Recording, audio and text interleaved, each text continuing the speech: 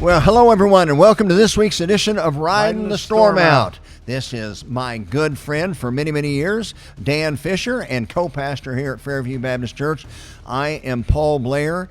One of the many things that we do here is we try to provide a biblical perspective on current cultural issues. And one of the things we're going to talk about today is we have heard so much over the last couple of months about how we've got to send billions and billions of dollars to go overseas and protect the border integrity of one of the most corrupt countries on the planet, that being Ukraine. However, nobody seems to notice that our own southern border is non-existent anymore. We've got who knows who in numbers of countless millions crossing over into the United States. And who knows what. And we don't know exactly who knows what. Yeah. We have no idea of being able to document what dangers are coming in. But that's not a problem, because we always say, in fact, our brilliant legislators always say, well, we need comprehensive immigration reform. Dan, let me ask you a question. Okay. If you were cooking something in your kitchen and the towel that you were using to wipe off the counter caught on fire and the towel was on fire in the kitchen, what's your immediate thought? I'll go get some gasoline and try to douse it. That's Nancy Pelosi. Oh, that's yeah. Nancy Pelosi. Yeah. Okay, maybe that's not the right Your thing. immediate thought is not, we need to renovate the bathroom. Yeah. We need to paint the exterior. Or maybe next week I need to go get some more fire insurance. Yeah, or, you know, something like that. We need some comprehensive home redecoration. Yeah. Now, how about you just want, hey, the towel's on fire. Put the towel out. Put the first, fire dummy. out. Yes. What we aren't being told that is so logical, because the brilliant people in Washington always want to spend your money in ways that you don't approve. We need comprehensive immigration reform. No, ladies and gentlemen, the first responsibility of the United States border security is border security. The greatest demonstration of compassion that one could have is to protect your own family and to protect your own country.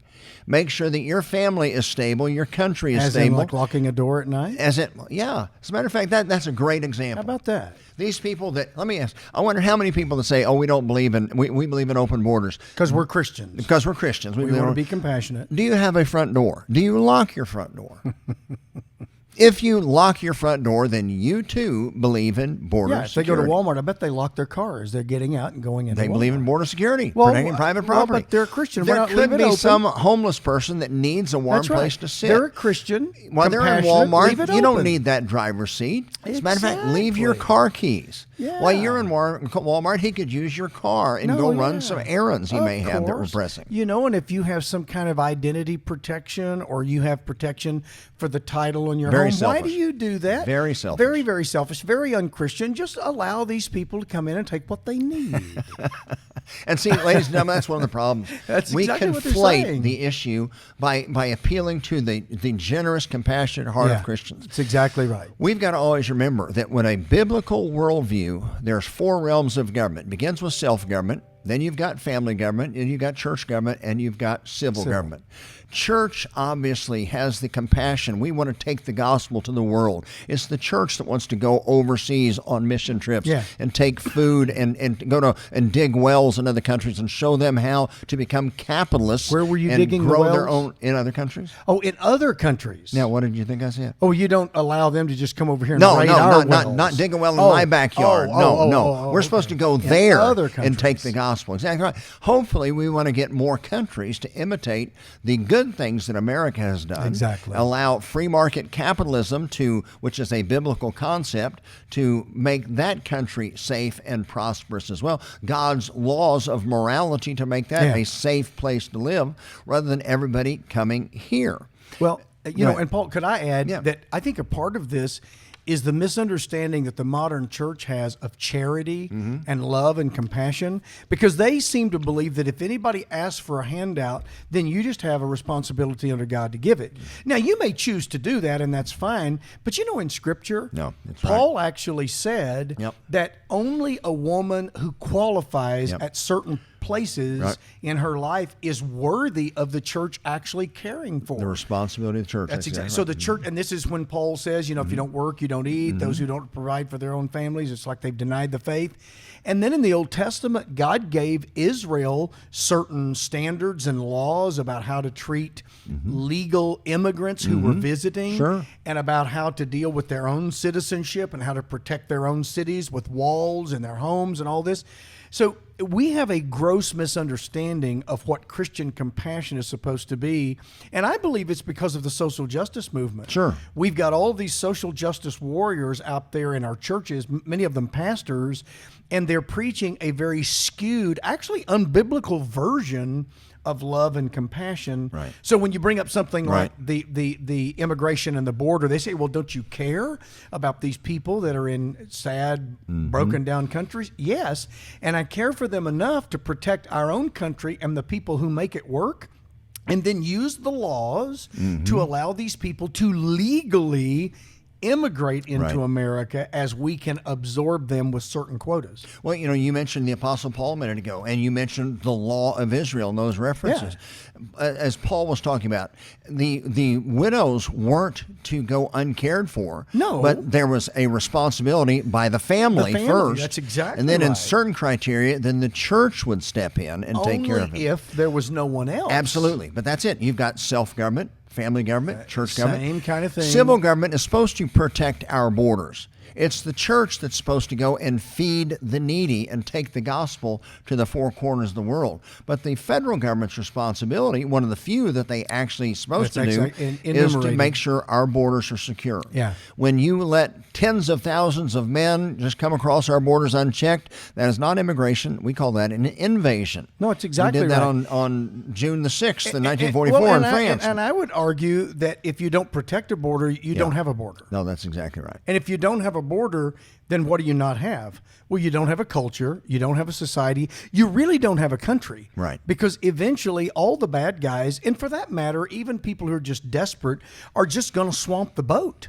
And you know they're going to destroy what's amazing is so many of these immigrants that we have gotten, or second generation immigrant families, like when we've been in Florida doing these events and talking to Latino pastors. Oh, yeah, they're against they all are this. Adamantly in favor of strong border security. Yeah, because they came legally. Exactly. They came legally, and they also understand how dangerous communism is, and they hate the idea of communism, and it breaks their hearts to see what's going on in our country. Well, but see, Paul, and you know this, the leftists that have slowly but surely taken over in America, they're really fascists. They are open borders people. Sure. They don't believe in borders except around their own property. Their neighborhoods, their secure neighborhoods, their secure residences. Yeah, so like the Pope says, we're not supposed to be building walls, we're supposed to be building bridges. He issues that statement inside a walled city. Vatican City. Yeah, with all of these armed guards. And so Nancy Pelosi advocates for this open border, but her property is surrounded by razor wire and walls, and she's against Second Amendment, but she's surrounded by men carrying fully automatic weapons. We got to defund the police, but don't mess with my security team. Don't mess with my security. Yeah. So it's the old adage that these people are total hypocrites, but they're destroying the republic, and I really believe it's critical for pastors to deal with this subject in a compassionate way. Yes, we want to help people, but if we don't hear this from the pulpits, how are our people going to know the biblical perspective on this thing? You know, one of the things that's interesting, Dan, I was at an event just recently that our friend Tony Perkins was helping sponsor with Family Research Council, Rick Scarborough, another one of our friends. But one of the things that they were pointing out is how low the biblical worldview actually is among the professing church. Well, you've got to know the Bible to have a biblical worldview. They have identified the problem, but very few have the solutions. We've got the solution. No, we really do. But I understand that most pastors are taught we're not supposed to talk about this issue. We're not supposed to talk about work or work ethics. We're not supposed to talk about sexuality. We're not supposed to talk about proper government. So consequently, or transgenderism, because you'll hurt somebody's feelings. We don't have a biblical worldview in any area of life. We do a great job of coming to church on occasion. In fact, now everybody just live streams church after COVID. But we don't teach how to be a Christ follower, how to apply the Bible to your life 24/7. And you know what that's called? That's called discipleship. Yeah, exactly. We're making disciples. Christ followers. And we're not making disciples. That's exactly right. We are not. We've bought into this idea that we just make converts. And so we're really bent on getting people to hear the gospel and raise their hand and come forward and sign a card or pray a sinner's prayer or whatever. But we don't disciple these people. And then on a Sunday morning, typically, they get some John 3:16 message. It may use a different passage of Scripture, but it's always another sermon about how to become a Christian. And we never take people out of Christian 101 into 201, 301, 401, 501, and so we don't do it. That's exactly right. Well, hopefully we're helping. I hope with so. What we're doing with our pastor training, we're seeing more and more of these guys. We're training them to think biblically. And these podcasts and just a combination of provoking some thought. I hope so. I mean, this is common sense. If you believe that, hey, I should be allowed to invite someone into my house, onto my property, if I choose to, then that's one thing. But someone cannot just come in my house whenever they choose to. That's called breaking and entering. No, exactly right. Same thing with our country. We all believe that. Even these open borders crowd believe that. We have immigration. So let me just throw out a question to our audience, especially if you're a pastor and you're listening. Let me ask you this. How would you answer a church member if they walked up to you and said, Pastor, what is the biblical perspective on illegal immigration? I wonder if the average pastor in most of our Baptist churches could even answer that, or even if they would even, they might even say, "Well, that's not spiritual. That's not in the Bible. I don't deal with that." Actually, it is spiritual, and it matters, and we ought to know how to deal with it. And that's why this is important. That's exactly right. And hopefully this will start provoking some thought. By the way, I would recommend a great book for some of you pastors. Our good friend Jim Garlow wrote a book a couple of years ago called Well Versed. And it's excellent. It deals with certain issues, cultural issues, from a biblical perspective. And then we also would invite you to tell your pastors, or even gift your pastor, a trip to one of our Liberty Pastors training camps. We've had about 1,000 pastors graduate from these training camps. And what it is, it's basically an introduction to comprehensive biblical worldview training as a pastor, so that you can make disciples of your congregation. Well, we've got a couple more already scheduled. We've got one coming up in July in St. Louis. We've got one coming up in Coeur d'Alene, Idaho in October. And it looks like we're going to have one in September in Tulsa. That's not official yet. But go to our website, libertypastors.com. And in fact, at Liberty Pastors, we got links to Black Robe Regiment. We got links to Fairview Baptist. All of our sermons are there online, categorized by topic as well as by who's preaching. And we encourage people to take them and use them as their own. Yeah, you're free to listen to them. Pastors are free It's not plagiarism. use them. It. Yeah, use them as our gift. And we've got other resources there we invite you to. But learn about these upcoming camps and tell your pastor about it. In fact, we've got some wonderful, godly businessmen. I'll tell one of them, the head of Timothy Plan, a Christian-based mutual fund out of Orlando. Art Alley is a wonderful supporter of our work and ministry. But through these believing businessmen that believe this is so important, they heavily subsidize the cost of these camps. So it only costs a pastor $99 to come to a 3-day stay or 3 nights at a resort with 6 meals included, and a great time of fellowship with other pastors, a great getaway with your wife, and then 20 hours of continuing education from Dan and myself and Bob McEwen and Rick Scarborough and Alex Newman and Lee Merritt and many other great scholars, Stephen Broden and others. So learn about these issues, learn about critical race theory, learn about globalism, learn about COVID, and learn about the dangers of this so-called vaccine. You need to know what's going on so you can shepherd your congregation and make disciples of your people. And I would just say we have pastors that travel from all over the country to these, Paul.